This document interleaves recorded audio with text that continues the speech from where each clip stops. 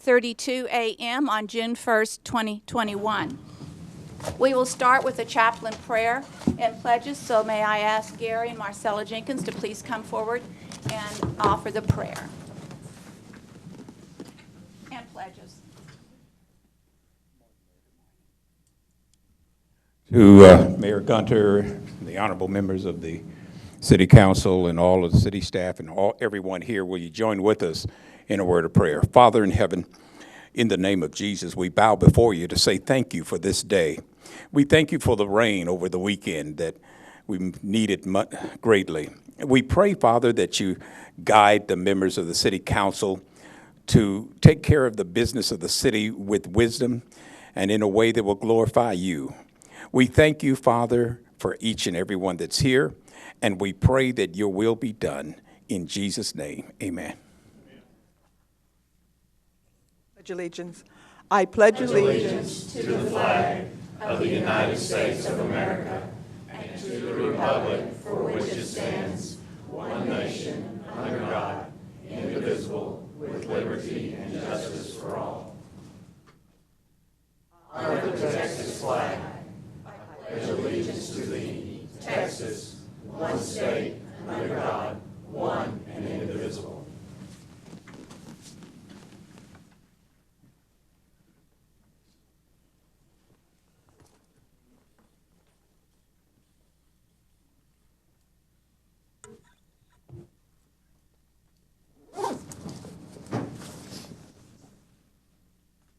Today we have no proclamations, but I would ask if there's anyone here who would like to come forward and make public comment on any items that are not on the agenda to please come forward at this point in time.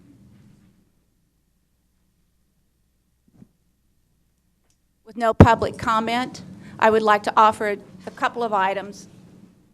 One, our chaplain, Pastor Dawkins' wife, is seriously ill in the hospital. And we ask that you continue to put her in your prayers. Chaplain Dawkins has been a great asset to our city and as a chaplain, and we ask that you remember them as we go throughout the week, and we hope for her recovery. Second of all, thank you for all of you who participated in the numerous Memorial Day events yesterday. Your presence was greatly appreciated.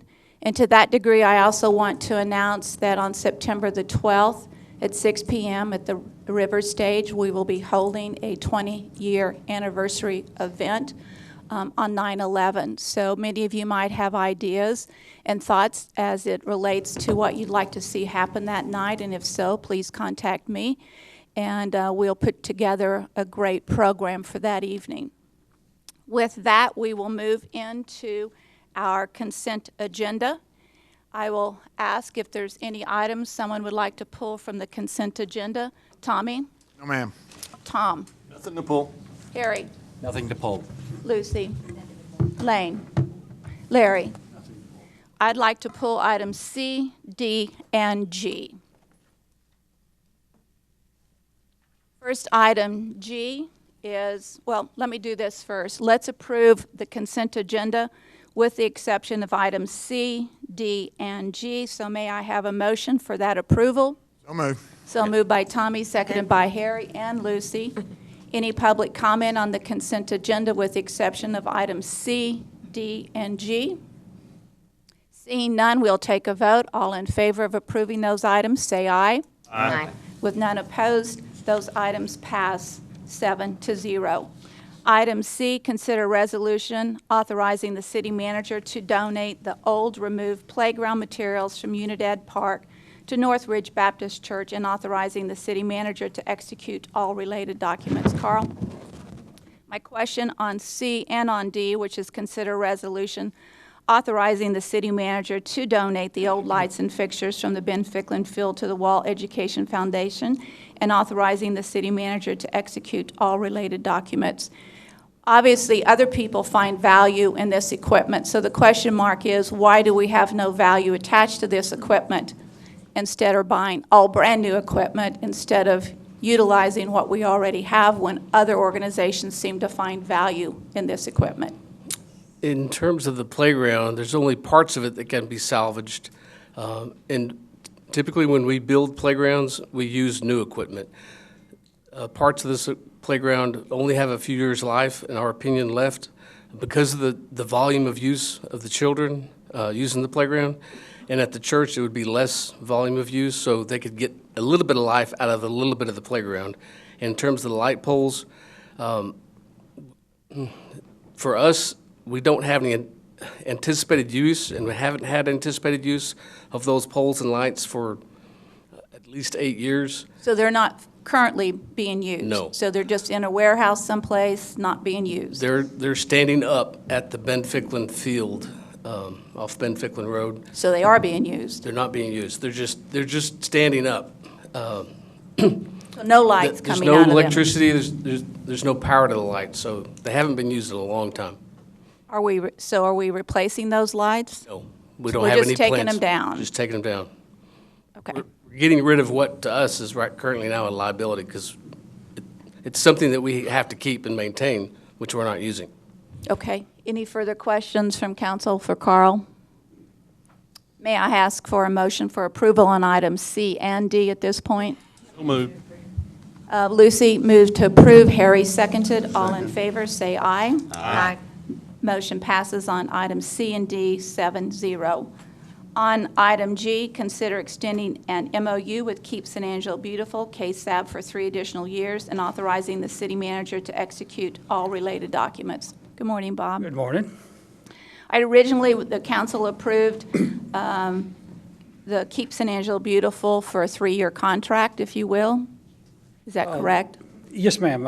Is that a contract or? It's an MOU. Okay, so describe that versus, because that really, in essence, added 1 new person to the city's employee ranks, right? Yeah, it's kind of unique. In 2018, we decided to resurrect KSAB.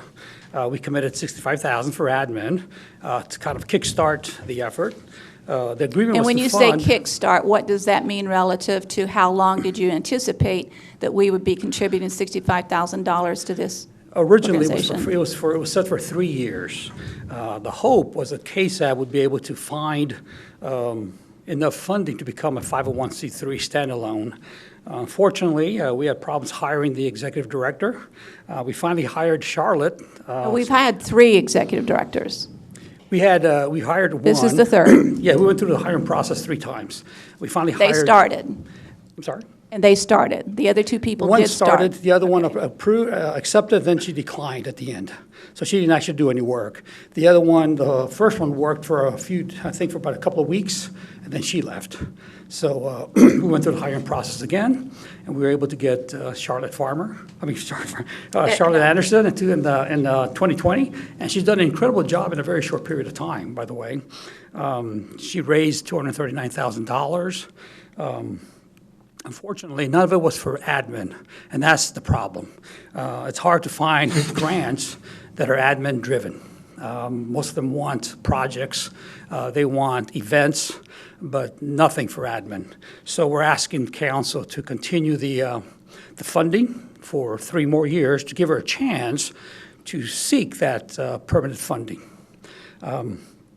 We're also asking for a $10,000 increase to cover the we need to grade the position appropriately based on roles and responsibilities, which we failed to do at the very beginning.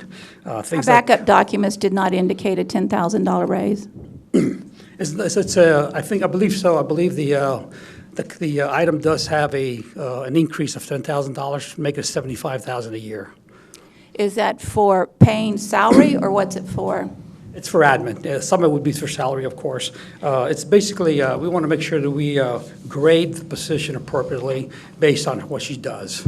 My concern with that is, number one, she is at this point considered an employee of the city. Is that correct? Yes, ma'am. She is a city employee. And that increase in that salary would be a far greater percent increase than increases that we give other employees. I understand, but the And so grade. that doesn't seem quite fair. It's the grade, ma'am. It's the grade that's the issue. What's the grade? It's from 24. She should be set at a 28 based on her roles and responsibilities. And why did it start out at 24? It was kind of almost arbitrary at one point.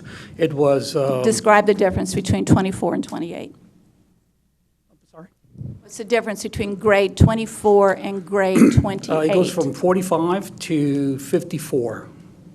54 is the 28 grade. It's things that for division managers, at division manager level, it's based on that Don't role division responsibility. managers have employees that report to them? They do, they And do. this one does not? No, but she has a volunteer base, of course, that handles a lot of that as well. So a lot of kind of HR duties. But she manages the board.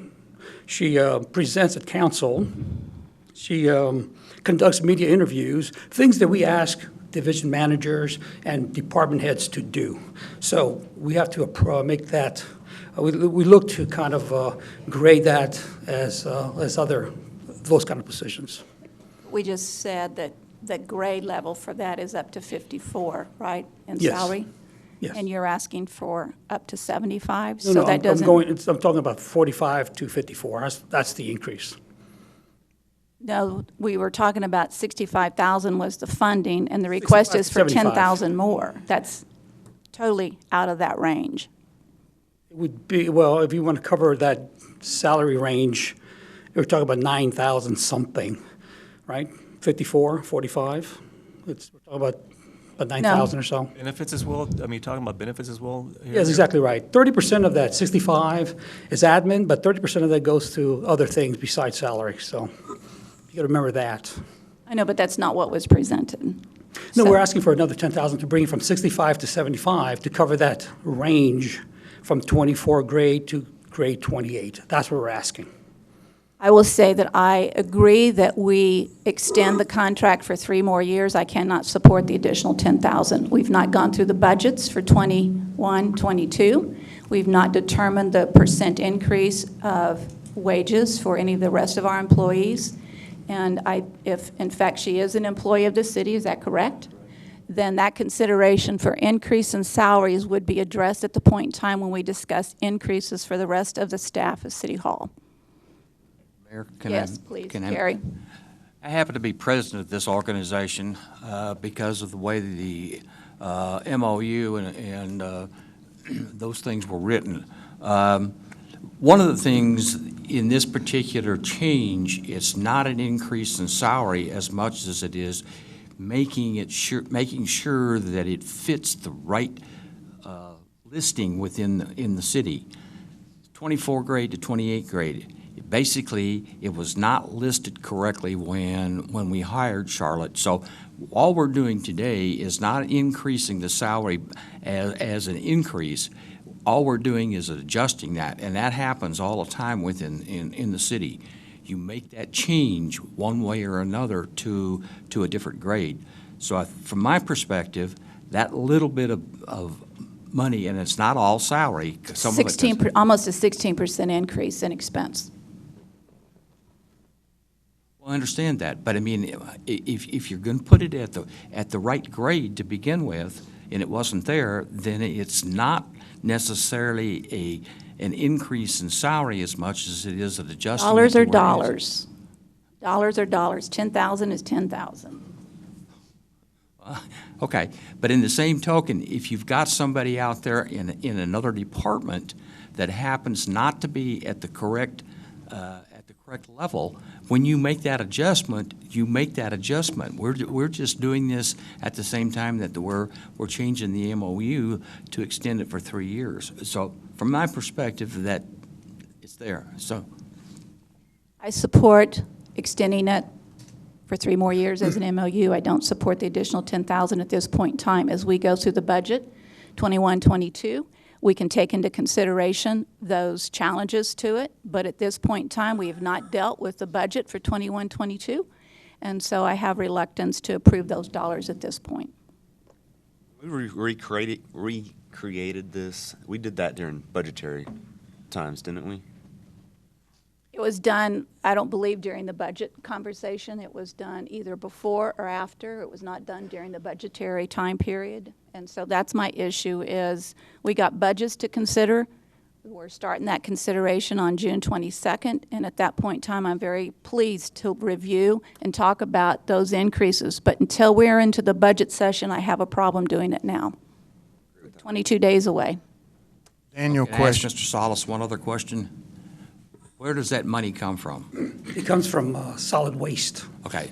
And at this point in time, there is money in the solid waste budget to handle these things. Is that correct?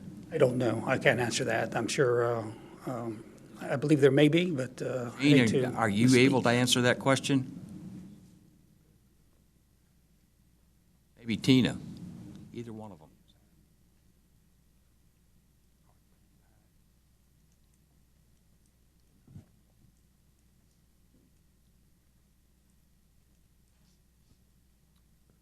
Yes, sir, there's currently enough funding in the solid waste funds to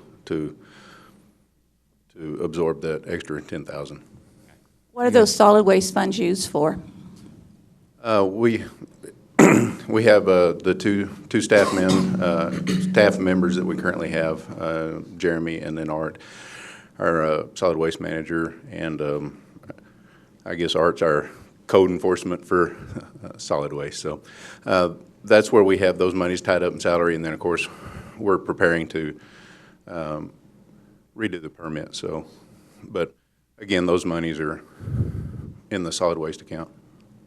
So it's not going to short somebody else out of money if we use this money for something else that we might need it for. Not currently, no, ma'am. But how about when you talk about budgets for 21, 22? Right now, going into this year's budget, next year's budget, we should be okay. We're budgeting out through the permitting process, which is probably going to take us 3 to 5 years, kind of depending on how it lines out. So, but we're right now we believe that we have everything accounted for and can absorb this. Just one moment. Tommy, you had... I had a question for Daniel. Daniel, throughout the year, if someone is moved from one grade to another, I don't recall having seen that come to us, even though it may carry an increase with. Is that an accurate statement? That is correct, Tommy. We do have individuals that either promote to a different level. So with additional responsibilities, of course, there is an adjustment in paying that. That's under my purview to approve that, though. Okay. Okay. I think, Mayor, this is not out of it's just all coming at one time. I agree with Harry. This is something that, in my opinion, should be done because it was not graded properly to begin with. So, Talk to me about the difference between a 24 and a 28, job responsibilities and expectations. Well, I would defer to HR, but my initial discussions, I mentioned some of the things that they do that we hold people at 28 to, things like presenting to council, the things I mentioned earlier. So, What, remind me again. okay. Managing a board. That's what department heads, division managers do. They manage boards. But sometimes those managers have multiple boards, correct? So I understand. I mean, I won't, I don't want to argue the details. I don't have the details with me. That's something the HR would probably have to vet anyway. They'll make the decision. And the reason I bring it up to you today is because it's part of the MOU. Otherwise, we would not have brought this up. It would have been more of a city process like we normally do, Tommy. But since it was part of the MOU, we decided to bring it up at this point. But yeah, it would be, there he is right now. Maybe he can answer it. Brian Kendrick, Director of HR. Hello, Mayor, City Council. So in some just preliminary discussions with Bob, you know, what this would do is this would provide the ability for him to seek that, but it would still have to go before our Compensation and Classification Committee. We would review that change, make sure it's appropriate, and then we would recommend. but you haven't done that. We have not done that yet. So why are we talking about it? We would then make a recommendation to Daniel, and then he would make a decision based on our recommendation. That's But we the process we normally use, correct? right, And we're not doing that this time. right. I think he's just trying to and I don't want to speak for him, but I think he's just trying to make sure the funding's there to ask for it, because if we go through it, Backwards from our process. And when we start making exceptions, we got a problem. I just say we go through the normal process of how we manage personnel, changing their grade of employment, and with that, salary increases. And I think we should stick to the same process on an ongoing basis and not make exceptions, because then it's hard when you make it for one person, not to do it for another person or another person. We need to stick to the process. It's established for some reason. Yes, ma'am. And I think probably 22 days is not going to kill anybody, like you said, before we get into that discussion. So HR is flexible. Mayor, if I may just speak to the financial aspect of this, we do require departments before they bring a change like this to be considered by the city manager to have a funding source in place. So without that funding source in place, we would not recommend to Daniel to make the change to the classification. With that being said, if City Council were to approve the MOU as is, and Daniel did not agree with the recommendation that came out of Class and Comp Committee, then he could still deny it, and the funding would be returned to the Solid Waste Fund. I just say we have processes in place, and when we go beyond the processes and make exceptions, we end up with problems. And I simply ask that we follow the processes that are in place, we approve the MOU, and once we've gone through the normal review period and the recommendations are made by HR to upgrade that position from a 24 to 28, it can go to Daniel for approval, and then we stick with the process that's in place. I don't like going outside the process. This is an exception, and I don't like doing that. The MOU is unique, ma'am. You do understand. It's just different than we normally do. It's not the normal process for us either. So because it's part of the MOU, I wanted to make sure we covered it, and we had a funding source before we move forward. That's why we brought it to you today, which is, I understand it is outside the norm, but that's why we did it. Okay. Thank you. Any other questions or comments from council? Then I make a motion to approve the MOU, and we'll discuss on June 22nd when budgetary issues are discussed that we address a $10,000 issue then. Second by Lane. All in favor, say aye. Aye. Aye. Any opposed? Motion passes 7-0. Thank you.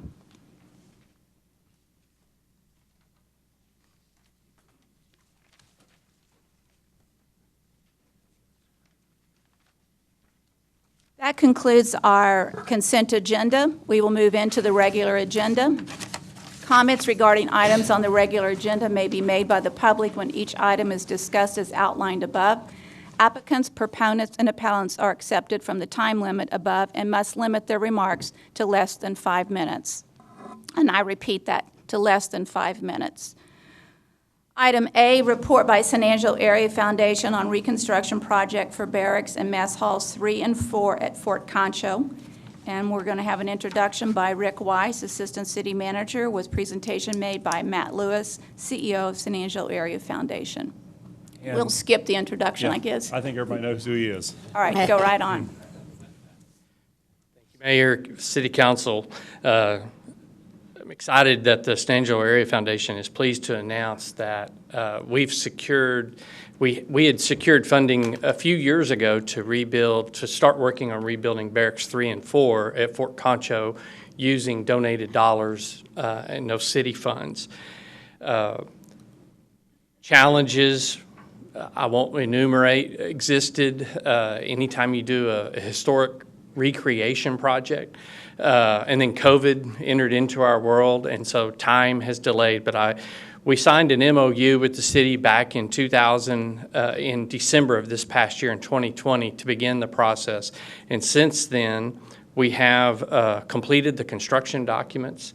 We have, with council's help, there had to be some formatting or replatting of the land that, believe it or not, Fort Concho wasn't platted properly. It's been fixed.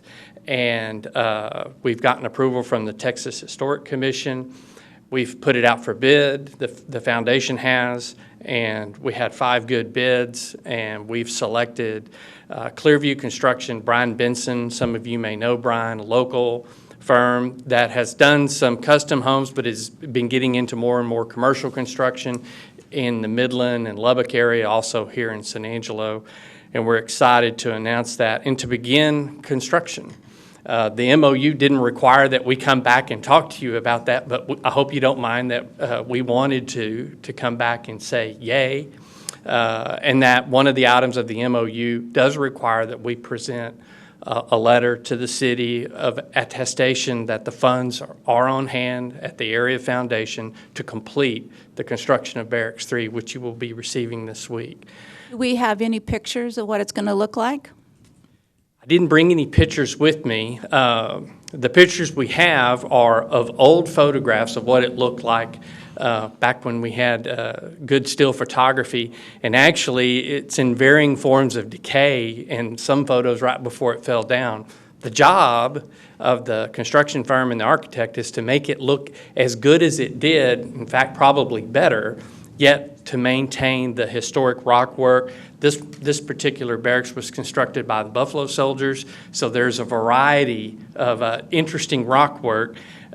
So it's not going to look like your typical rock work on a custom home that you might see around town. It's going to look more as close to the pictures as we can. So from the outside, it will look as a completely restructured barracks. The inside, this particular barracks is going to be reinforced with CMU walls so that it's essentially highly tornado, I don't know if the word proof is the right word, but resistant to protect the items. It will have How about hailstorms? Hailstorms, you know. Needed for that. That one that came through last May, I'm not sure any of us can, that's why you have insurance on stuff like that. But fire protection, because it will be housing archives. And when we bid this, we went ahead and had Barracks 4, the other missing barrack, bid.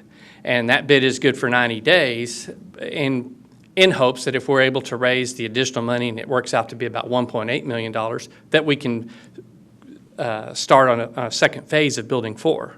I would get on it real quick because from what I understand, building costs are going up rapidly in terms of commodities. So I'd Yes. get that money raised fast. We're and get working on started. that. And what's great is I've got Fort CONCHO board members here that have been great for the San Angelo Area Foundation and our donors to work with. We're continuing to work on that. Our goal is that when this project is finished, it is at no cost to the city, that it is all paid for by donated dollars.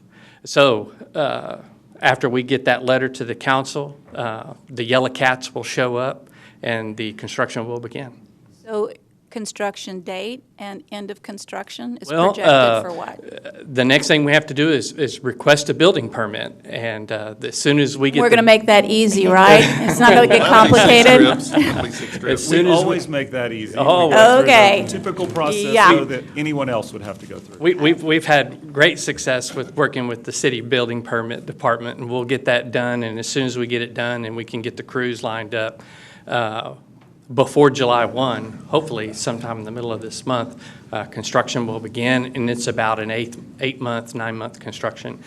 If we get the additional funds, if it's outside of the 90 days of the bid, we'll relook at it. We have a shared savings clause with our contractor that if he can save money on the project, he shares in it with us. And if we learn anything in that process, those savings would then help us do Barracks 4 as well. I'm excited that Clearview Construction's been selected. We have worked with Brian, or I have worked with Brian Benson on a couple of projects, and he does terrific work. And I'm excited we could find somebody local to do it. Yeah. And I also want to make sure that we do it correctly, but certainly Fort CONCHO has been a primary part of our being selected as a great western city. This year, second in the country, last year, first in the country. And I know that our ability to get Barracks 3 done will help us move us back up to a #1 ranking as a western town. So we need that process to start. We will get her done. Questions, comments? Harry? Comment. Thank you, Matt, Carol, Roger, the board. This is a vision that many of us had when I was on the board at Fort CONCHO several years ago. And to see it come to this point where we're almost ready to break ground is great. Thank you for the work that's done, and I appreciate where we're going on this. And I guarantee you it'll be a big plus not only to the fort, but to this city. So, thank you. Treasure Jewel, thank you for your work. Thank you. Thank you, council. I should have said, were there any other questions or comments? None? All right, we'll move into item B. Consider a resolution reauthorizing previously approved uses by approving a special use, SU 21-01, to allow an indoor multi-use recreational facility and related recreational activities, daycare, community outreach, community services, and educational programs on property zoned single-family residential and two-family residential on the following property: LifePoint Baptist Church, 810 and 811 Austin Street, and 818 Kenwood Drive. John, you're on. Thank you. John James, Director of Planning and Development Services. You can see the location here on the aerial photography. All three of these rectangles represent portions of the LifePoint Baptist Church property. So you've got the church facility here, another building, and then the gym in question that mostly surrounds what we'll be talking about is right here on this part of the property. And so just a little bit of background, the Planning Commission did consider this back in September 2019. They made no recommendation because it tied on a 2-2 vote, and per the Planning Commission bylaws, a tie comes to you formally with no recommendation. The City Council did approve that on the 17th, the following day, and so it was approved back in 2019. That gymnastics facility that was the subject of the request has operated there since shortly after that approval. As with any of these where we bring them back to you, we look to see if there were police complaints or code violations. In this case, there was only one, and that was they had accidentally placed a sign out in the right-of-way, and those kind of signs are supposed to be placed on the property, and they corrected that as soon as code enforcement contacted them. You can see the map here of the comprehensive plan shows this area's neighborhood. You can see right at this boundary is where the transition to commercial uses, and then you can see on the zoning map itself that we have single-family zoning in the yellow, transitioning to multifamily zoning just about a half a block away, and then you can start to see the commercial along Abe right there. And part of why that's relevant, I'll talk about in a minute as well, is one of the things that you have to determine in order to approve a special use in a case like this is that it is represents a transition. And so staff's recommendation for approval. Transition from what? A transition from one zoning area to another. This isn't a zoning case. No, that's correct. So then why are we using those words?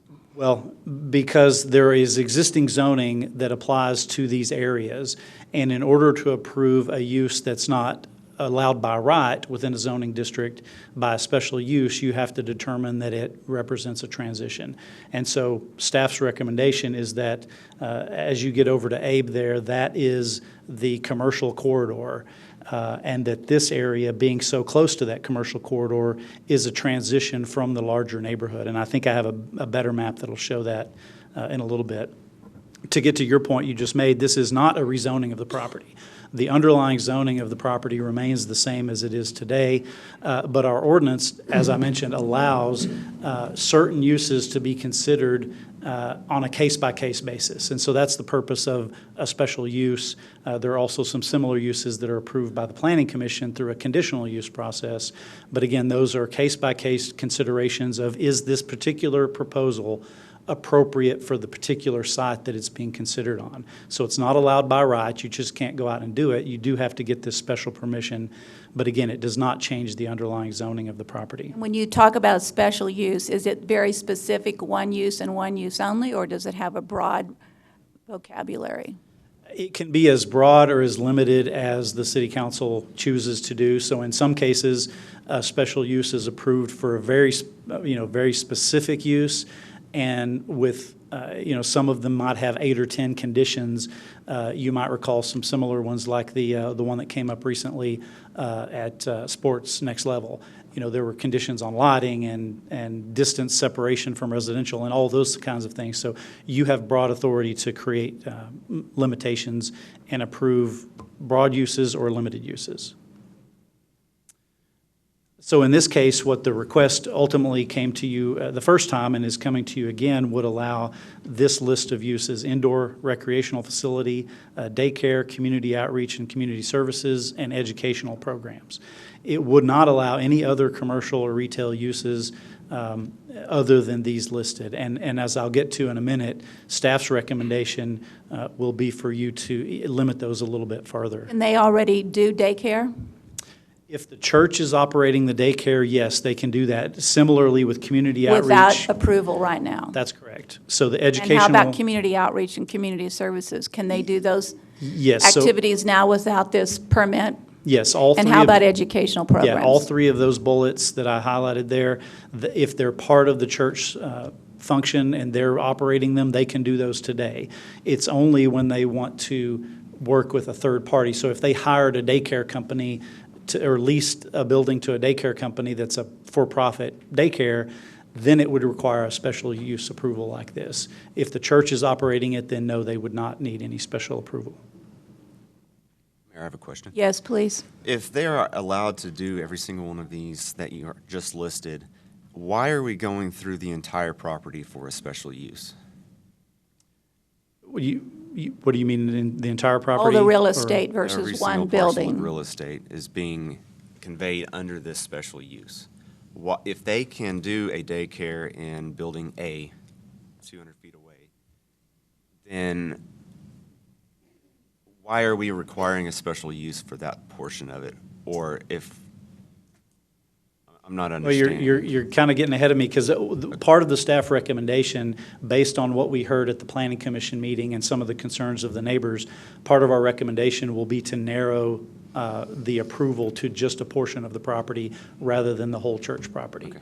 And I have some slides that'll mention that a little bit later. Mayor, could I ask a question? Yes, go ahead, Larry. From what I take, you're saying that they can conduct these functions already, but as soon as we do this special use, that allows them to extend this into more of a commercial level. Is that correct? Well, if they operate any of these things with church employees, then they can do that today. So they might not have a daycare today. They might, in fact, choose to say, you know what, we'd like to have a daycare, but we don't want to operate it. We're going to go have Company C come in and operate our daycare. So the daycare is only valid if, in fact, they conduct that within their own staffing issues within the church, where someone doesn't come in and lease that square footage and pay a rental for doing that. A current daycare that they operated, they wouldn't be paying a rental fee to the church. So it's about leasing it. But again, this allows them to open up a commercial daycare facility if this special use gets passed.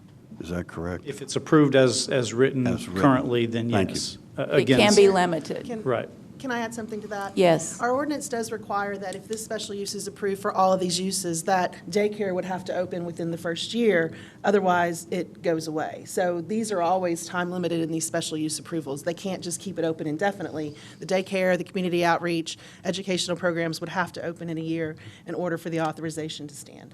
May I ask if there's currently a daycare? I don't believe so, but I'm sure one of the speakers that in the public hearing could answer Just that. because we're on Yeah. this slide, I'd like to know now. Okay. Is there a community outreach and community services program now? Okay. Is there educational programs now? Yes. Yes. Yes, I'm asking the question. Wait till you get to the microphone, please. Announce your name, your position. My name's Jake Lightworthy. I'm the pastor of LifePoint Baptist Church. The reason that we have these broad categories is because we steward our buildings for the betterment of the community, not just our church. Last month, we leased to an organization that is for-profit that works with San Angelo ISD, proctoring exams. We do similar things all the time. So with community outreach education, we felt those were broad categories that would protect us in doing these temporary type things on this one permit. Does that make sense? Can that lease convey without a special use?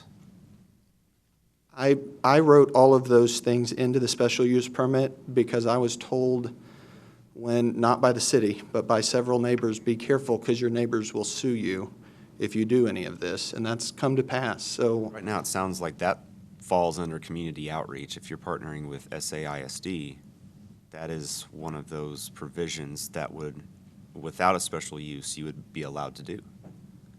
theoretically, unless somebody got upset about it and wanted to sue us for it. I don't like theoretically, I can't even speak. address that, Teresa. As a church, they do have special protections both under federal statutes as well as state statutes. And it's always a lot of gray when they're doing commercial activities. It has to be decided on a case-by-case basis. So for instance, in this case, there is a religious component to the gymnastics that's happening at their facility. So that kind of transitions it, in my mind, into that religious protection that we're going to talk about in a little bit.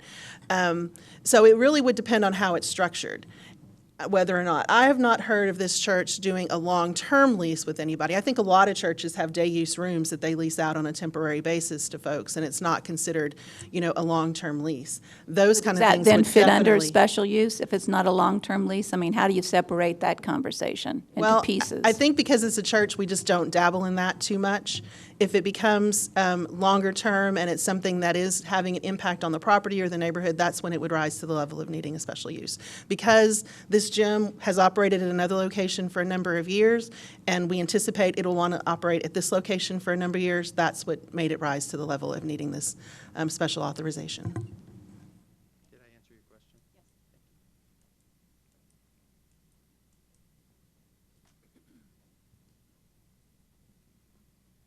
So as we're talking about special uses, we researched back historically as far back as we had records, and that was 55 years.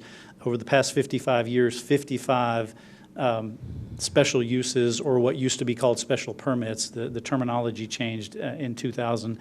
About 55 of those have been approved in the last 55 years in the Santa Rita neighborhood, including 8 daycares, 7 offices, 6 for retail or restaurants, 6 for parking or vehicle storage, 3 beauty or barber shops, and 3 others that are non-residential type uses. And so I only point that out to suggest that this is not a necessarily unique situation where this is the first and only time something non-residential has been approved in this neighborhood. You can see here in green are the ones that have been approved.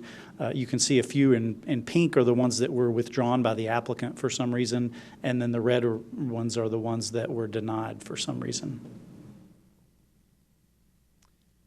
Well, and so this is after the Planning Commission, there were some questions about those denials, so we actually subsequently looked at the ones that were denied, and those go back 42 years, and 39 have been denied, and there's a list of the different types of things that have been denied. So it's true, many of these have been approved, many of them have been denied, and again, that points to the fact that it is a case-by-case consideration, that you look at each particular site, what's around it, what they're proposing to do at that site, and you can make a case-by-case decision on whether or not to approve those.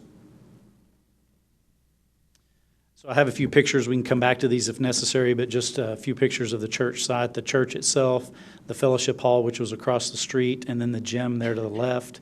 Across the street to the north is the River Terrace property, and that will come up in a little bit as well. And these are some homes. These are 2 homes across Kenwood Drive, so directly across the street from the gym. A couple more homes are residents back behind the church. I think that's across Avenue D, and then another one across Avenue D. And then looking across Washington Drive, so there are some homes across Washington, which is, by the way, a major thoroughfare in the community. And so that's part of the staff's recommendation, is that this is not in the middle of a neighborhood. It is toward the edge of the neighborhood on a major street that is designed to handle larger traffic. I'll note that when staff went out a number of times to take some of these pictures at the site, when I went out one time at the primary pickup time for the gymnastics facility, almost every car except for 2 went out through the alley onto Washington. And so the cars were not coming through the neighborhood to leave once they picked up their kids, with just the exception of a couple of cars. But you can see here some pictures. This was during a pickup time, one of the busier times, and if you could see a little bit bigger shot, there's not that much traffic, and you can see this is right before that. The picture on the right happened right after this picture on the left, which was the cars waiting to pick up. And so again, it's not a full parking lot when the busiest times at that location. It's come up, the River Terrace across the street is a very similar commercial use within a residential neighborhood. It was also approved through originally a special permit that was revisited and renewed and expanded as a special use permit later on. And you can see the operation of the restaurant there. This was taken during an event at the restaurant, and you can see not only is the parking lot full, but the spillover parking spilled over onto the residential streets. And so that's, again, part of staff's recommendation for approval of this is that it's not unique. It's right across the street from another use that has a similar special use approval, honestly, for a higher intensity use of a restaurant versus the gymnastics facility.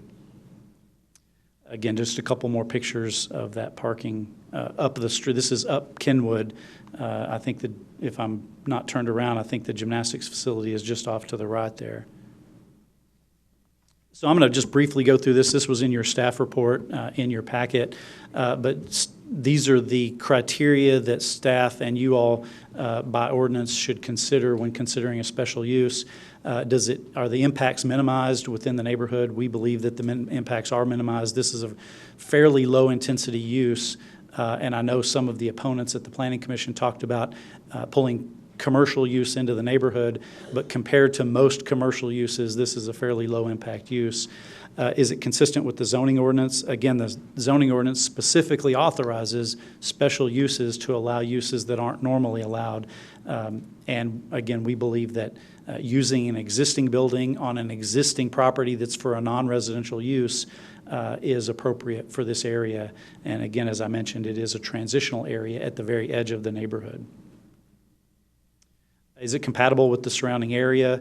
Again, this is an existing church that is non-residential, has parking, large parking lot. It has traffic on Sundays and Wednesdays, and then for special events as well.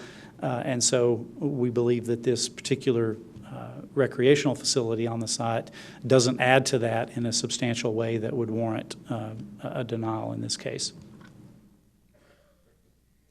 Traffic circulation, again, it's not a huge amount of traffic compared to a typical commercial use.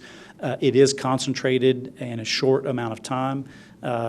People come up, they drop off their kids, they leave. They come back later, pick up their kids, they leave. So there's a 10 or 15 minute period for drop off and pickup, and after that, it's basically quiet. And so again, that's different than a typical commercial use that would have coming and going all day throughout the day. We didn't see any impact on the natural environment, and we believe there is a community need for this facility. Obviously, the question for you, is this the appropriate location? Again, staff believes that it is. Again, there's no change to development patterns. It's already a non-residential use. It's a non-residential gym facility that we believe is appropriate for the uses proposed.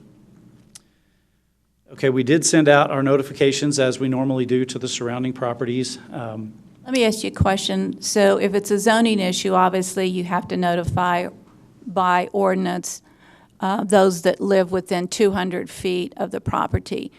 Does the special use permit require that same 200 feet notification? Yes, for a special use, conditional use, and a rezoning, all three of those require us to notify within 200 feet. And so there were 40 notices sent to within 200 feet. We received 2 responses in favor from within 200 feet. We also received 34 in opposition. 15 of those were from River Terrace. So if you're counting the stars on the map, 15 of them are for that one property because it's a multi-owner condominium. And so we also received from outside the area, I think it's up to 1,078 responses in favor from multiple sources, individual letters, emails, the website responses as well. We got some questions about where those responses came from. So if they, we got, one from Ballinger, and we got some from Wall. And so obviously we would suggest you don't give those as much weight as people close in. But you can see here they came from throughout the city.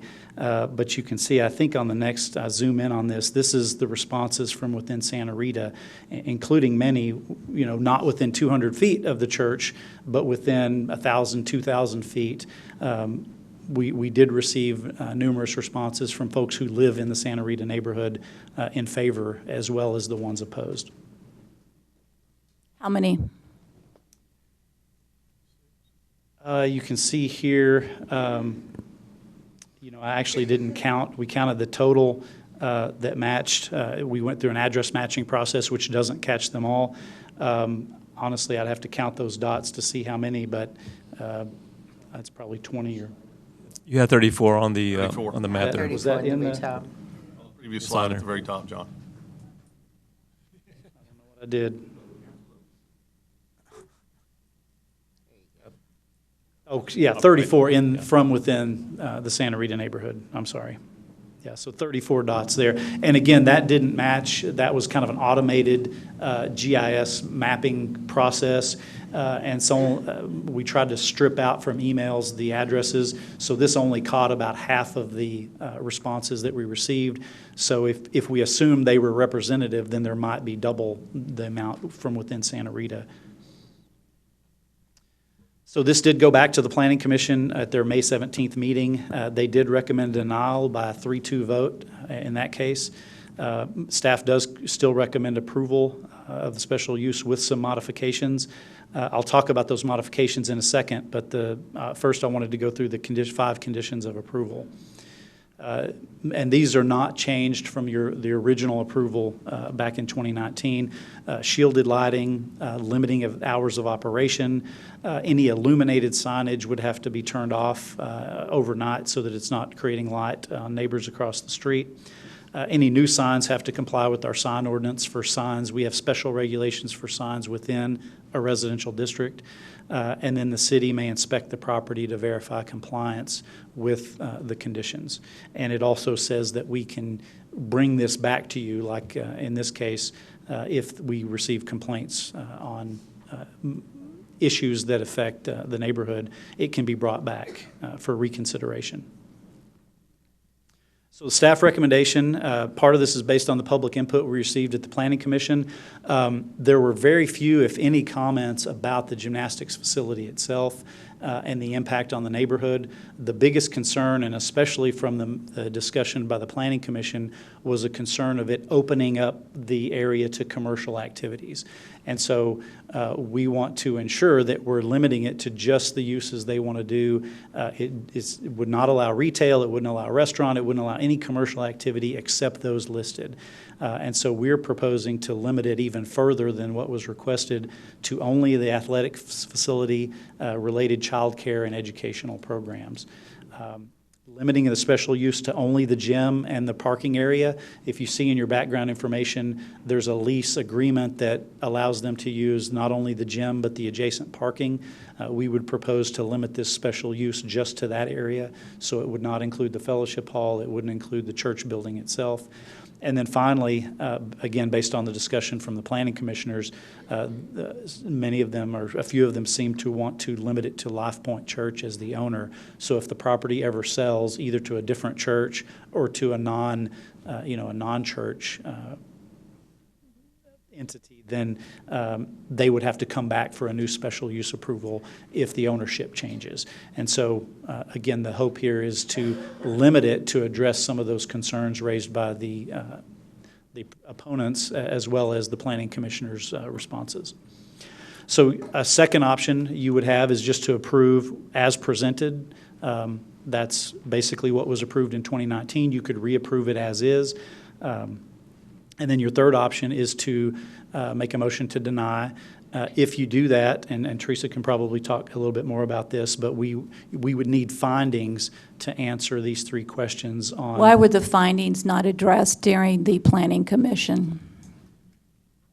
I would defer to the commissioners themselves. The staff raised the concern that if they deny it without findings, that could be problematic. The Planning Commission chose to go ahead and vote on the motion that was on the table without making findings to answer these questions. Let's go back to why we're even here today. Teresa, describe why we're here today, because obviously that has come before council before. There was a vote on it, and I think everyone needs to better understand why we're even here today. Right, after the last vote, there was a lawsuit that was filed, and that lawsuit is still being litigated. A number of the issues in that lawsuit had to do with notice. The city still contends that we complied with notification requirements. We received information from the appraisal district. We notified the people that they gave us names for. But it later came to our attention through the lawsuit that there were people that the appraisal district did not list on the information they provided to us. So, there was always an intention and a discussion ongoing about why don't we just bring it back and fix the procedural issues.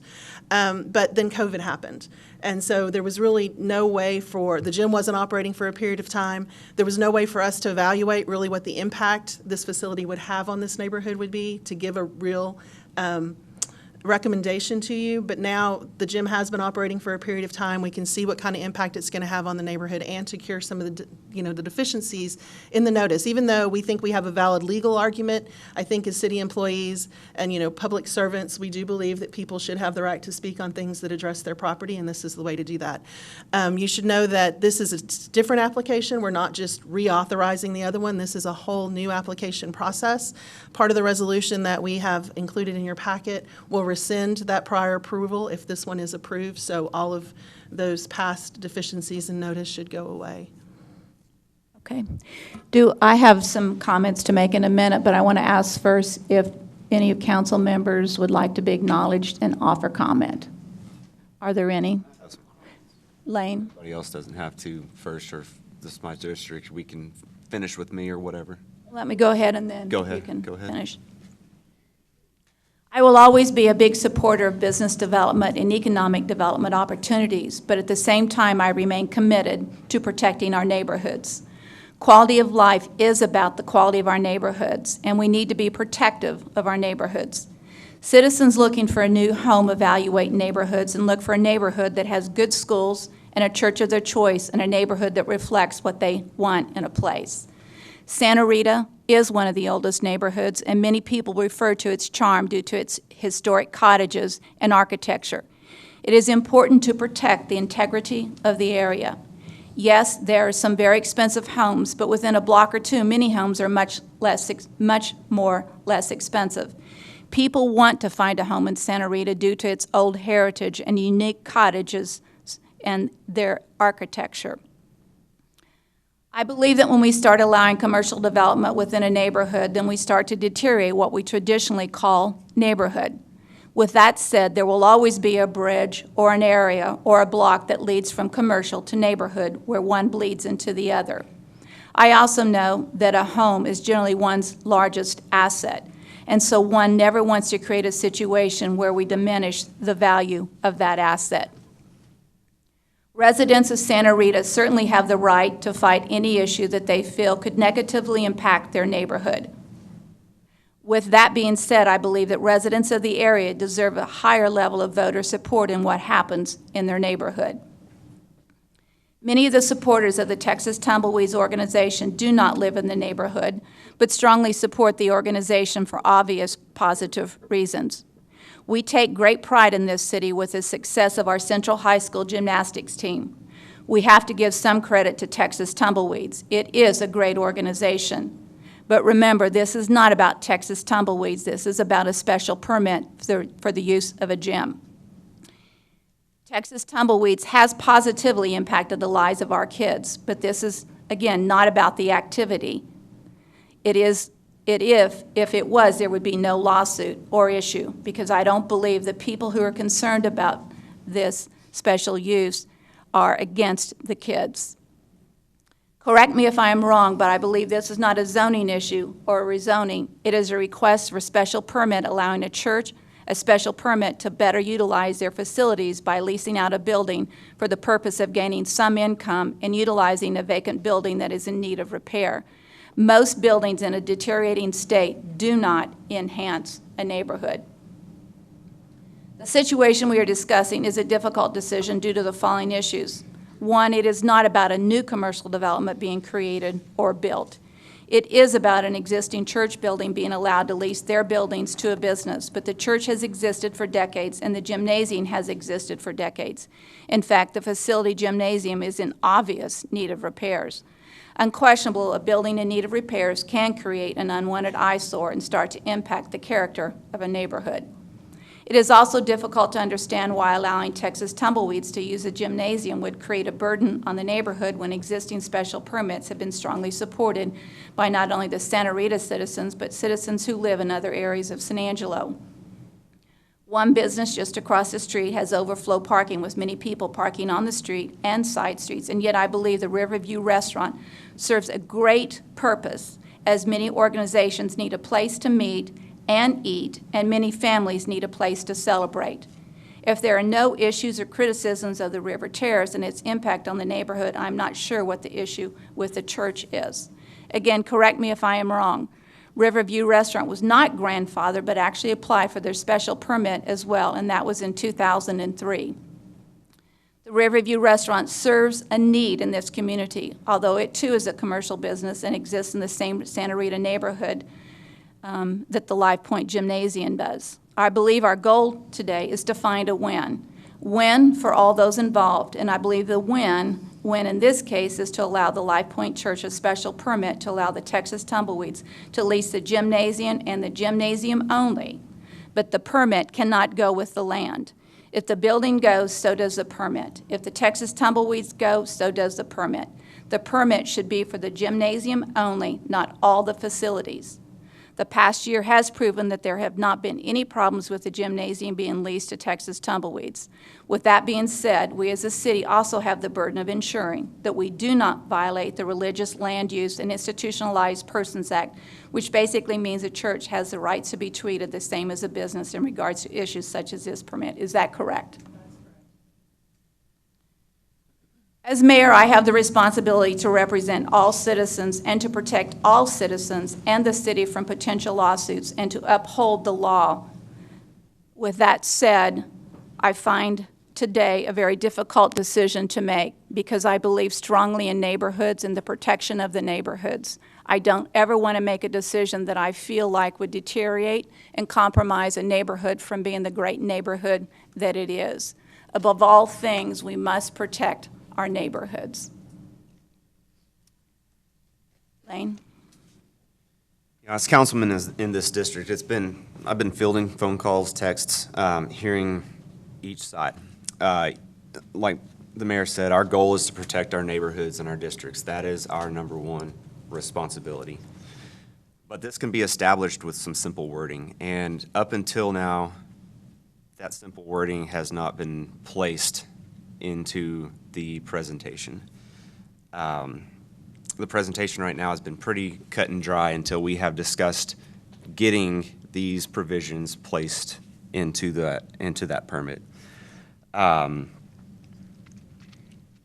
hasn't been presented like this till now, but with these other options of limiting it to that one facility of the church, the gym, not allowing it to be conveyed over the entire property, and limiting it to how long that special use permit will be allowed to be conveyed. I have not heard any complaints on the actual business. None whatsoever. No noise complaints, no traffic. I've driven by multiple times and counted cars in the neighborhood and to see what the impact was. So with that being said, I highly agree that this special use does not need to be conveyed with the property upon the termination of the lease or the sale of the property. It does not need to be spread so wide because we've already seen how many of these uses can be completed by the church themselves coming up and doing it without our permission. So with that being said, I'm going to move to approve the special use permit with adding the provisions that upon termination of the lease or the sale of the property, the special use will revert back to its original standards and that the permit is only effective to the gym building of the property, along with the recommendations that the Planning Commission has provided with us today on items like shieldings. Second. I have 2 seconds on that motion, and I'm going to open it up for public comment before we. take a vote. Yes, ma'am. May I ask for an amendment to the motion to include the adjacent parking facility? Adjacent parking, yes. And it's staff recommendation as well. Yes. That's not the. So let's be clear what the motion is. It is provided for the gym and the adjacent parking facilities to be included in the special use with the provisions provided, and upon termination of the lease with the current holder or the sale of the entire property outside LifePoint Baptist Church, that it will revert back. As I see it, this protects both sides. This is the win-win that the mayor is talking about. This is the win-win that I've been looking for, and I wish that it would have been discussed before now, but the two complaints there's 3 complaints, but the 2 heaviest complaints are the conveying of the special use with the entire property, whether it be sold outside LifePoint Baptist, and how long that goes. This will prevent anything else to come in other than the gymnastics facility. Is everyone clear on the motion?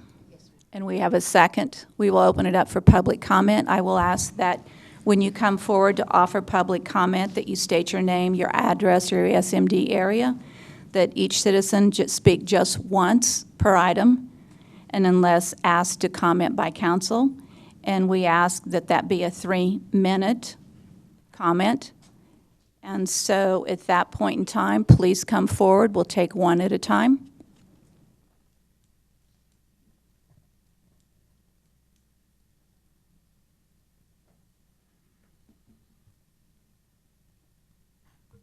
Good morning, Madam Mayor and members of City Council. My name is Dustin Gaines, and I'm the attorney for LifePoint Baptist Church and Texas Tumbleweeds Gymnastics, and thank you so much for your help this morning. It's our hope that this matter is resolved and that we're able to move on, and that the underlying lawsuit would even be dismissed and there wouldn't be amended petitions and all of those things that would encumber and tie the church and gymnastics academy in litigation. I spend my entire career 100% of the time litigating church lawsuits. It's an interesting world to live in, and it's been an honor to be able to be here with you all this morning seeking some good solutions. And this morning, the entire purpose that I have is to explain the intent behind LifePoint Baptist Church and Texas Tumbleweeds Gymnastics Academy and the reason for this. There's been a lot that was said at the Planning Commission hearing and a lot that's going on in social media.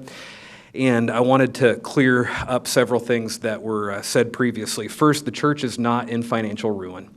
And the church is not doing this primarily for a financial benefit. That's not the reason why the church opened its gymnasium. The church charges Texas Tumbleweeds a discounted lease rate, $3,300 per month, to be able to rent the gymnasium. The prior gym for Texas Tumbleweeds was half the size, and the monthly lease payment was more expensive than what is being charged right now.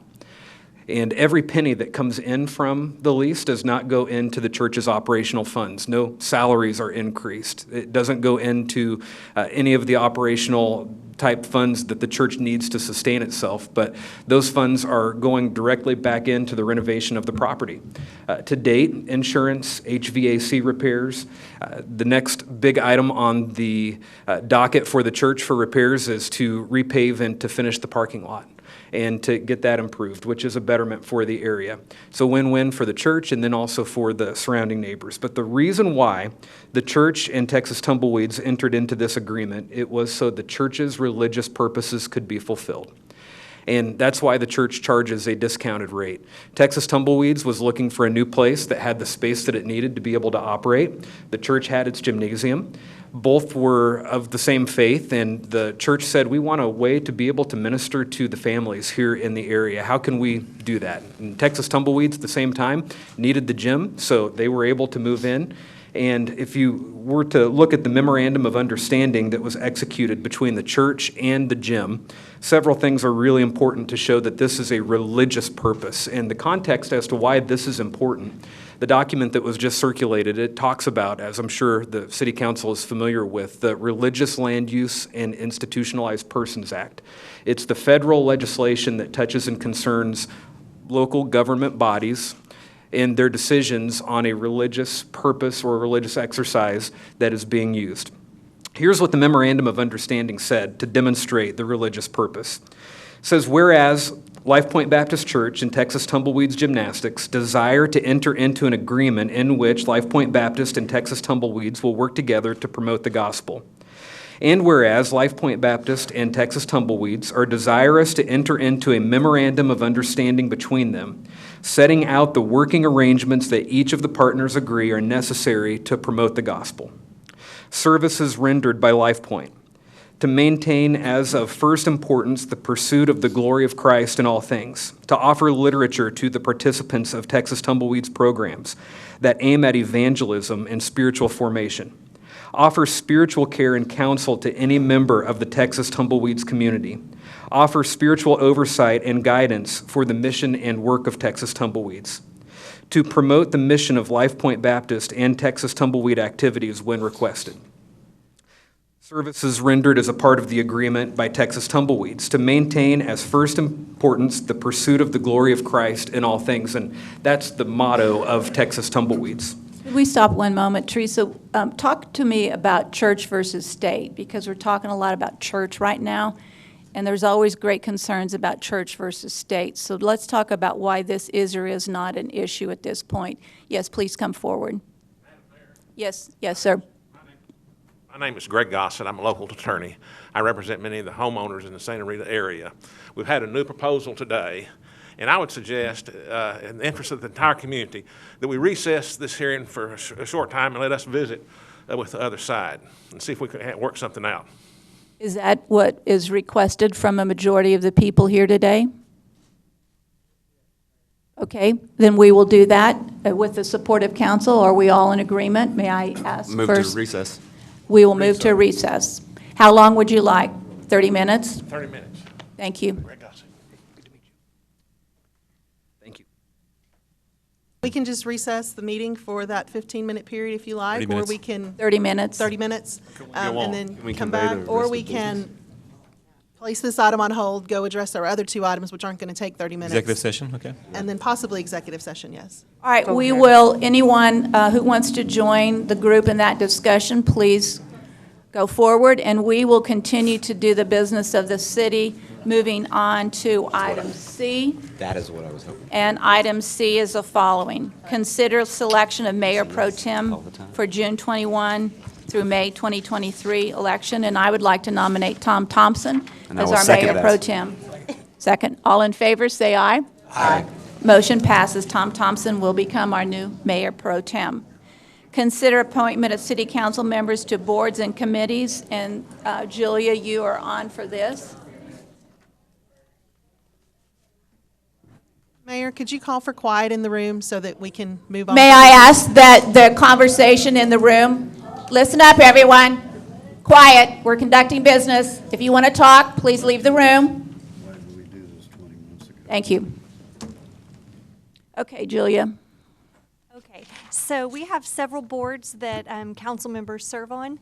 Some of those have outside terms, dates. Others are just for the term of the council member. So we just wanted to have a discussion and see if there's any boards that council is currently serving on that they would like to step down from, if there's anyone who kind of wants to shuffle around. And then, of course, we did have the one vacancy on the transit board from the last election, so. Well, I'm going to say I want to stay on all the committees that I currently am on, and I would like to ask Larry if you'd like to fill the vacant position of the Concho Valley Council of Governments Transit Board. Would that be something you'd be interested in? Certainly. Okay, let's put Larry there. Okay. And then do we have any other open holes that we need to fill? Those are the only open holes. Do I have any council members who would like to resign from their committee assignment at this point? Or change their committee assignment? With none, do we need to make a motion of approval? Yes, please. May I have a motion to approve the existing committee assignments with the addition of Larry Miller for the Concho Valley Council of Governments Transit Board? So moved. Seconded. With all that, may I have a vote? All in favor? Aye.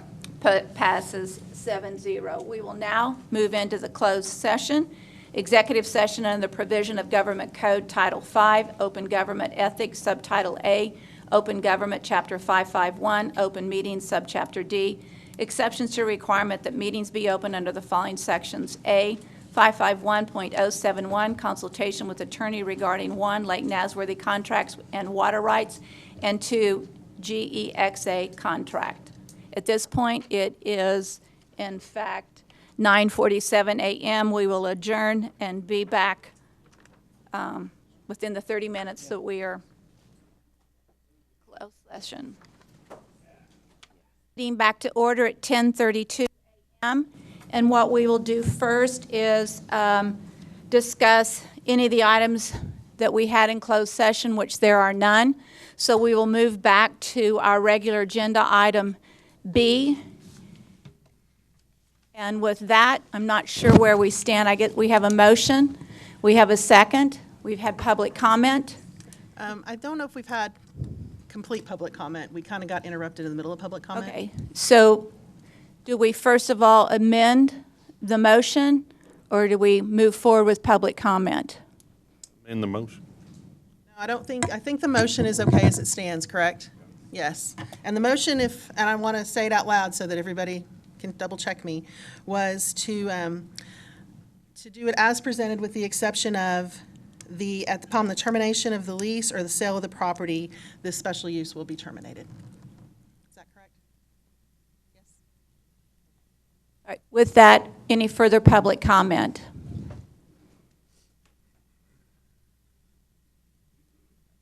Just very, very briefly to conclude from my earlier remarks, we would respectfully request, and we're in agreement with the tailoring that has been done on the special use application. The one request that we would make is that it would be amended to remove the restriction as it pertains to only going to Texas Tumbleweeds Gymnastics. I know that there is some concern in the community that if Texas Tumbleweeds were to end its lease and it were to move on and a different entity were to come in, that it potentially could be bigger and it could be all of the problems that are contemplated in the special use permit ordinance, the factors that John was able to talk about. But what we would like to remind council of is that it's a small gymnasium. It has an occupancy limit of 100 people already. So what you're seeing right now with Texas Tumbleweeds is what you would get, and so long as it would accomplish the other purposes, and it would be limited to athletics, education, those types of things, we're completely okay with any of those restrictions, but we would respectfully request that it be amended to omit that part with the Texas Tumbleweeds. So we're not back here when a new tenant comes in, because there are those other restrictions that would limit it in its scope and size and so forth. Before we were able to take our recess, I was able to provide some clarifying remarks of the purpose, and just to briefly conclude, Texas Tumbleweeds Gymnastics, its purpose is to maintain as a matter of first importance the pursuit of the glory of Christ in all things, to allow LifePoint Baptist to promote the gospel by disseminating literature provided by the church, to have regular devotions with the participants of Texas Tumbleweed. These devotions will be evangelistic and spiritually formative, and that Texas Tumbleweeds is to conduct activities in accordance with and not contrary to the statement of faith of LifePoint Baptist Church. And for the last several months, that's exactly what's been happening. Texas Tumbleweed starts off all of its gym classes with devotions and prayer for the kids. Pastor Clatworthy is able to attend. Their literature is provided. People are invited to go to the church events, and there is pastoral care, and as you'll hear today through some of the comments about how involved LifePoint Baptist is. So it is a religious exercise under the RLUIPA statute, and we would respectfully request first that the motion that is being considered right now be amended to pull out that Texas Tumbleweeds restriction only, and that it would be passed. Thank you for your time today. Very much. Further public comment? Winky, please come forward.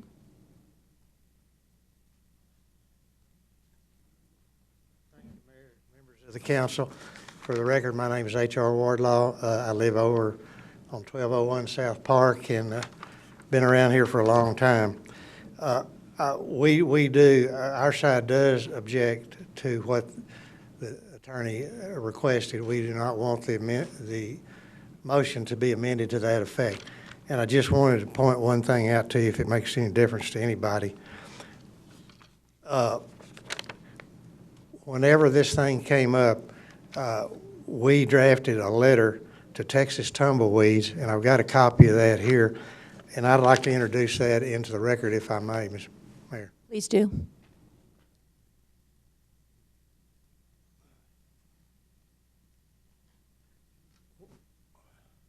When all of this started back in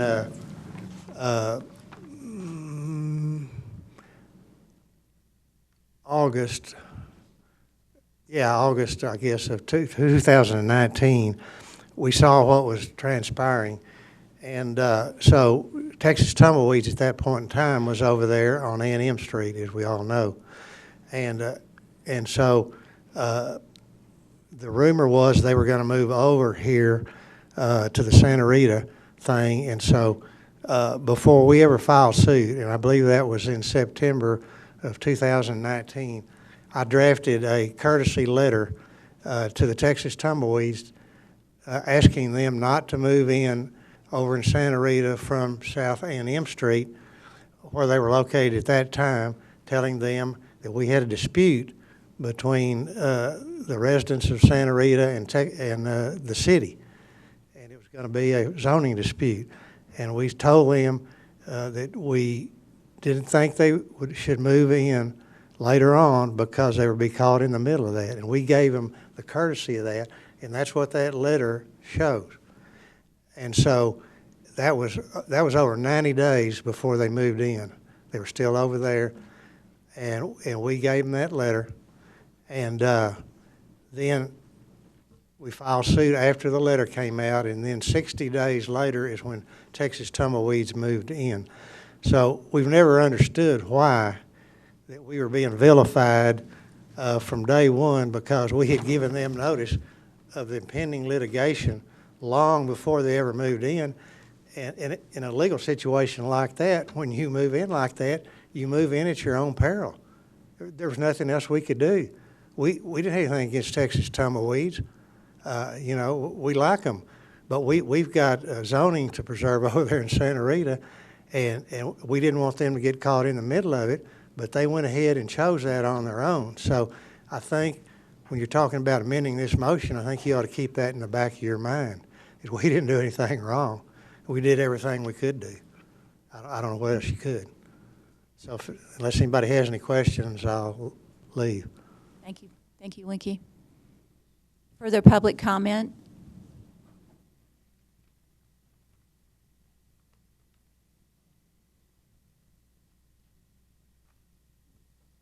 Hello, my name is Sarah Negavetich. I live at 3310 Cumberland Drive. You've all been presented the information here today. I don't need to go into the legislative and the legal guidelines. Quite frankly, we're probably all pretty tired of hearing about it. But there is some information that the city attorney and other members of the community can't provide to you. And so I want to talk to you about the need of Texas Tumbleweeds. The city planner mentioned the special use approval criteria. Number 6 is community need. It's whether and the extent to which the proposed special use addresses a demonstrated community need. In front of you today are girls who need Texas Tumbleweeds. It's not the kind of need that your toddler has when they're asking for that 10th glass of water when you've been trying to put them to bed for the past hour. This is a real and true need, and the loss of it negatively impacts these children both physically and emotionally. When COVID-19 forced our gym to shut down, I watched my daughter grapple with that loss as she went cold turkey from 12 hours a week in the gym to nothing. I saw her using a secondhand mat and old foam balance beam to try to recreate routines and mimic what her time in the gym is. I saw her coaches create online conditioning to help the girls so they wouldn't lose too much muscle tone. And I witnessed my daughter struggle with not being in the gym. Unfortunately, what we've seen what it's like when our children don't have the ability to participate, when that need is not being met. Having lost it once, I'd bend over backwards to make sure that we don't have to face that again. Texas Tumbleweeds is the only USAG women's gymnastics in our area, and it has become a major feeder program for our 10-time state champion Central Bobcats gymnastics team. But more than that, TTG is a place that our kids and our community need. I'm eternally grateful that Texas Tumbleweeds is there for my daughter today, and I humbly ask that the council ensure that our children will continue to have their needs met tomorrow. Thank you.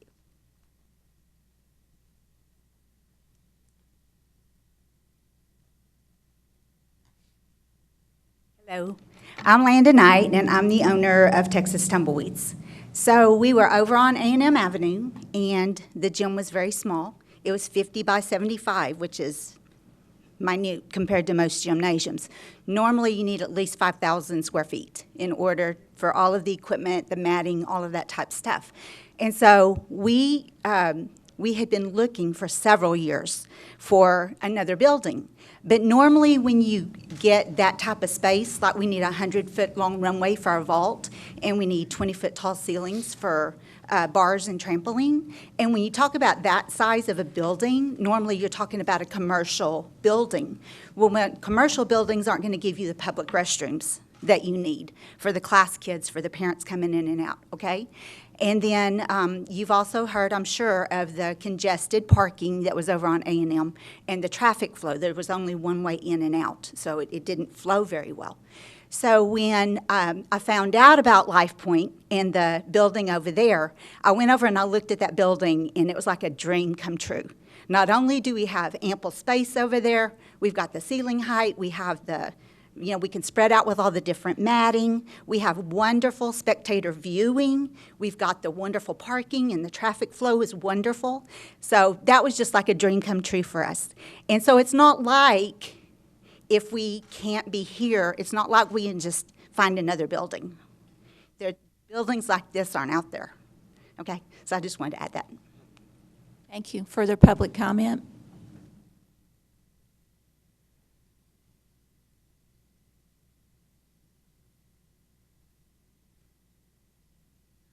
My name is Bridget Barbie, and I live on 1937 Pine Valley Street in Bentwood.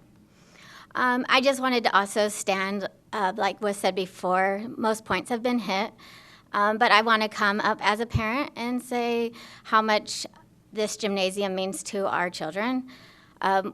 We moved to San Angelo a year ago.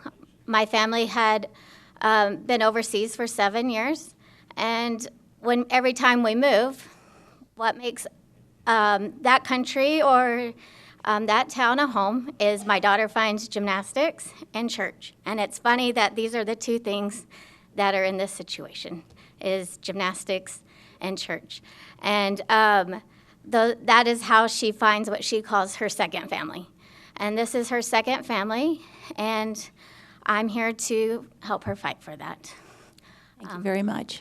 I just want, can I? Sure you can. Thank you.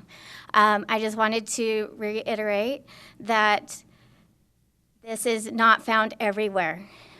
We have had to find situations that compromise to that, and if this is not provided for her, then we have to compromise. As a real estate agent, Landa is providing a better situation for that building, and the church is how I feel. And, sorry, I'm clearing my head. And it helps the residents around that area. Their price and their value does not decline. It helps. It's helping the community. It's helping the situation in Santa Rita. And I only see positives. I don't see negatives. And it's feeling like we're being discriminated against, and that's how it's feeling, religiously and as a person driving into the Santa Rita area. And thank you. Thank you. Further public comment?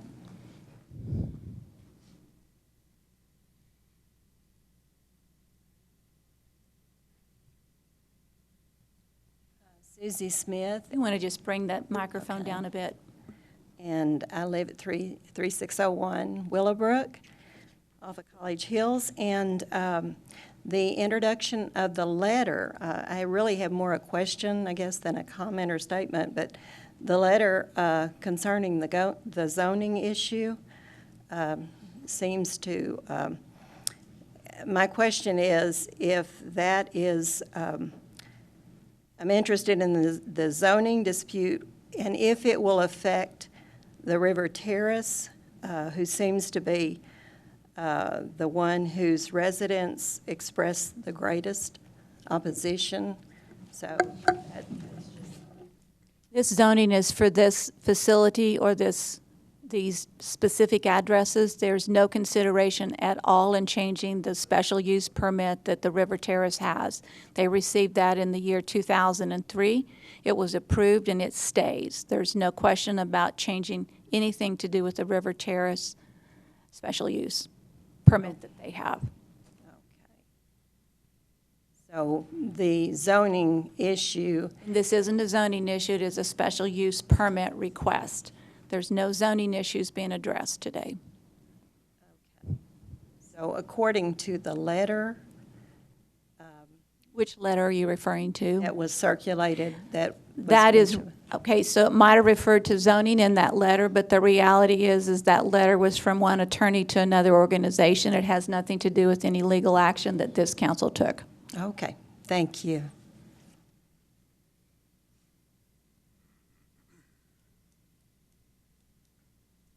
You can come forward and sit on the front row if you want. If you're going to add comment, then you'll already be up here. My name is Sierra Morrison. I live at 8386 Lynx Lanes, Buffalo Heights. I'm here as a parent. My oldest is a gymnast. We've only been there for a year. Our first year was COVID, so it wasn't a normal year. I don't really know what to expect or what the future will look like for us as a gymnastics family, but I've homeschooled for 6 years. This facility is I'll say Bible-based program. I would not have chose it otherwise, having the freedom to choose our curriculum and what we participate in. I chose it mostly because when I walked in, Philippians 4:13 is on the wall. Mrs. Gunter, do you know what that one says? I can do all things through Christ who strengthens me. And I have seen my daughter grow and believe that and walk in that in this past year with this program. So I'm just asking the council to consider the educational and athletic purposes for this special use permit. Thank you. Thank you.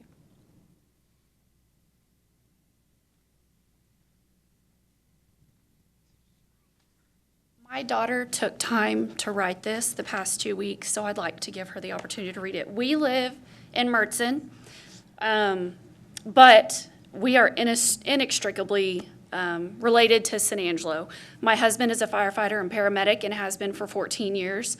I taught at San Angelo ISD for 11 years and was an administrator, and now I'm the elementary principal out at Mertzen. And we drive in 5 nights a week for gymnastics. 5 nights. Every single evening we come in so that my daughters can train, because there's no place like this in San Angelo, anywhere. And she wants to share with you a little bit. So You want to move the microphone Yes. down just a little bit more? All right, you want to hold this down where you can read it? Hi, my name is Presley, and I am a member of Texas Tumbleweeds gymnastics team. I have been in gymnastics since I was 2 years old. Gymnastics is a big part of my life, and I haven't just learned new skills. I have also made lifelong memories and lifelong friends, and it is one of my biggest dreams to succeed in gymnastics. If my gym gets shut down, I might not get to follow my dream. You wouldn't only be hurting the coaches and the people who work at TTG, you would also be hurting the little girls and boys who have fun and follow their dreams. Also, TTG could tell you 1,000 reasons why you should not shut down our gym, but there are only 1 or 2 reasons why you should. I have heard people say they're worried about our traffic, but other businesses near our gym have cars filling their parking lot and pouring out into the street. Why can they stay open and not us? At TTG, we have fun, worship God, and work hard. If you take that away from some innocent kids, just know you will be taking some little girls and boys' names away, so please vote to keep our gym open. Thank you. Thank you, Presley. Thank you for your consideration. As far as traffic is concerned, I do drive a long way every day, even Saturday for guitar. We spend a lot of time in your community. We eat here. I run errands. I take car naps in this particular parking lot. I got to get re-energized somehow.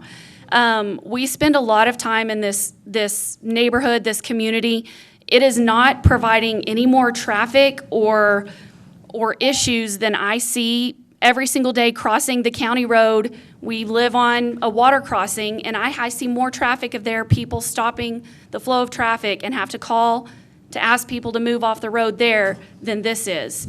I understand that it is a neighborhood and we want things, protected, just like everyone else. But this isn't a retail, it's not a shopping mall. It's a place where a church is wanting to use a building that was dilapidated and falling apart. Thank you for your comments. Thank you. I appreciate it. Further comments?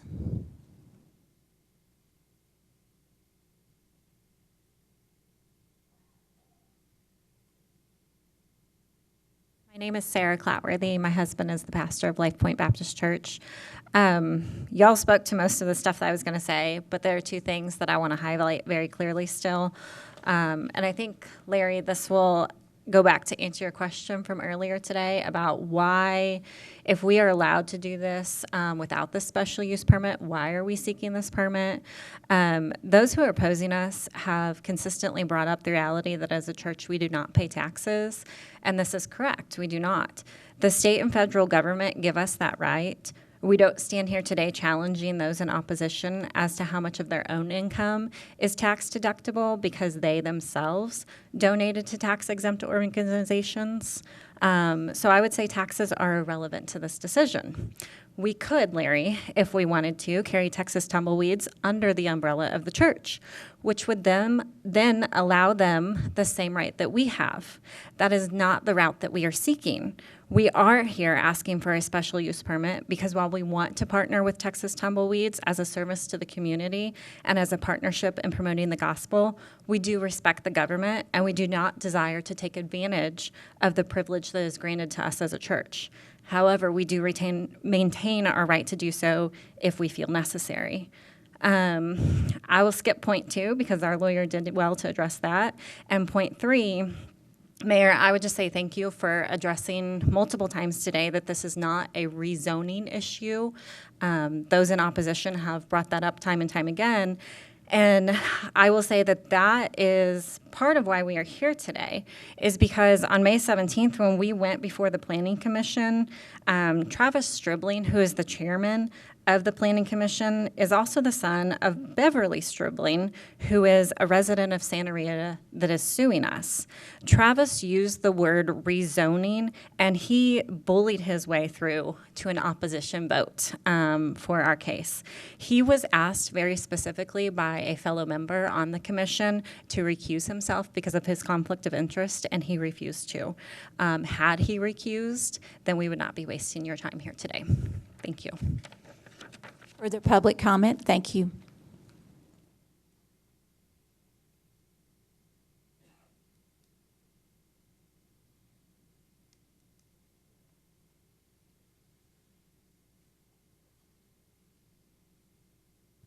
I think you all have heard from me more than you want to, and I'll be brief. I just want to reiterate that we're asking that the leasee portion of your motion be dropped. Every other special use permit, I'm not arguing that you might be able to do that, but River Terrace has had multiple leases, and if Landa were to move on in 3 years, I don't want to have to go through all of this again. The 3 suggestions that John James has put together, we wholeheartedly endorse and are behind. So thank you for your time. Further public comment?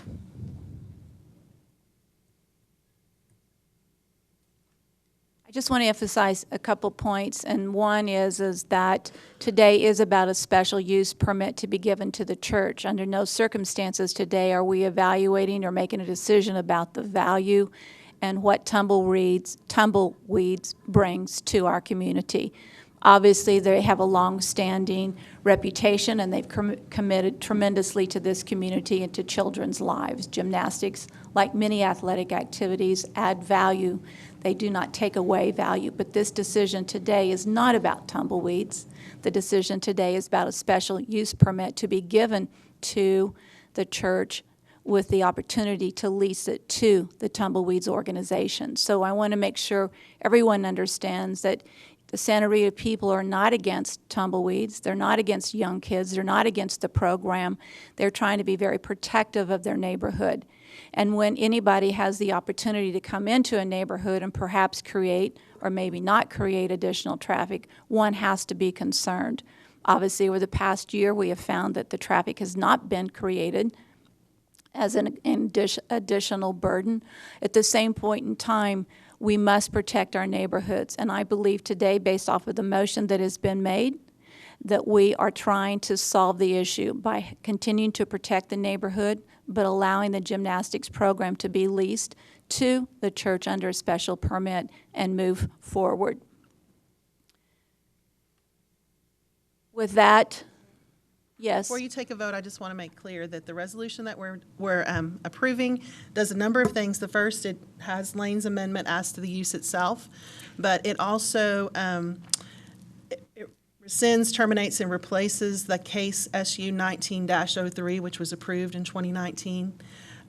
It directs John to put a note on the zoning map showing there's a special use on this one specific property. So, you know, on the original, there were 3 parcels. It'll be just the one parcel, and that's if there's interest or there's complaints in the future, we can go pull that special use off that property, and we know it's there, and we can use it for enforcement. It also has a specific statement that said this has no fundamental effect on the subject property's underlying or base zoning classification, and that it also spells out the following conditions, those 5 things that were present in the first one, also in the second one. There was no changes to that. Is everyone clear with what motion is before us and what we'll be voting on? With that, we'll take a vote. I will go member by member to take this vote. Harry, your vote? Vote yea. Tom? Aye. Tommy? Aye. Larry? Lane? Aye. Lucy? Aye. Brenda? Aye. Motion passes 7-0. With that, that concludes our regular agenda conversation. We will follow up with item A, which is follow-up on administrative issues. Obviously, the closed session has been discussed and there were no issues. Announcements and consideration of future agenda items. Are there any? Yes, Mayor, I have one that I want to bring up at the next meeting, and that's the animal shelter. I need someone to talk to us about the ordinance about stray cats and feral cats. Will do. I think there's some work being done on that anyway. With that, may I ask for a motion for adjournment? I'll move. Second. All in favor? Aye. Motion passes. We are officially adjourned at this 11 a.m.